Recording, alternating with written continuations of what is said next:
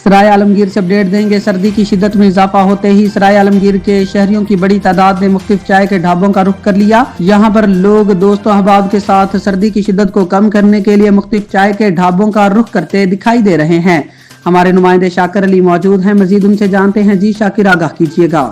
आज ही बिल्कुल इस वक्त मैं मौजूद हूँ सराय आलमगीर में। सराय आलमगीर में सर्दी की शिद्दत में इजाफा होते ही शहरियों की बड़ी तादाद ने चाय के ढाबों का रुख कर लिया।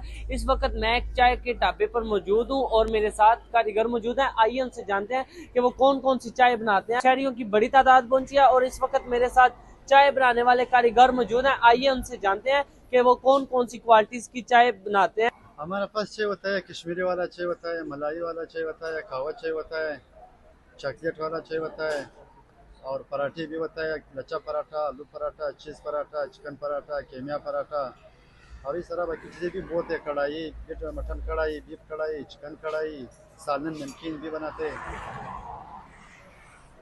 जैसा कि आपने कारीगर की बात सुनी, कारीगर का कहना था कि हमारे पास मुख्तलिफ किस्म की चाय होती हैं जिसकी वजह से ये हम शहरियों को सर्व करते हैं और वो सर्दी की शिद्दत को कम करने में मुफीद है।